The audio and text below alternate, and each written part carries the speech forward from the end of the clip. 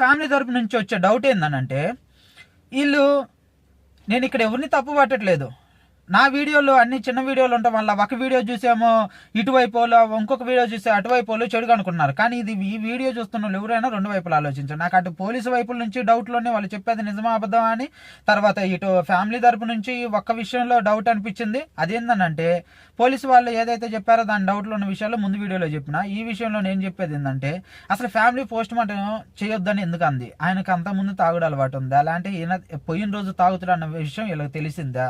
ఆ విషయం బయటపడిద్దానే వద్దన్నారా? ఇంకొక విషయం ఏంటంటే ఫోన్పే విషయాలు బయటకు వస్తున్నాయి. మరి ఫ్యామిలీ వాళ్ళు ఒక్కడైనా బయటకు వచ్చి అది ఫోన్పే మాది కాదు అని చెప్పి ఎందుకు చెప్పలేకపోతున్నారు? ఒకవేళ కోర్టు ఎంక్వైరీ జరుగుతుంది కాబట్టి అందువల్ల ఏమైనా చెప్పలేకపోతున్నారా ఏంది? లేకపోతే పోలీసు వాళ్ళు బయటకు వచ్చి మరి వాళ్ళని చెప్పాలి కదా, ఇంకా ఎంక్వైరీ జరుగుతుంది, ఫోన్పే విషయాలు కానీ ఏ విషయాలు కూడా బయటకు మాట్లాడొద్దు మీరు అని వీళ్ళని చెప్పాలి కదా. ఇవి డౌట్లు.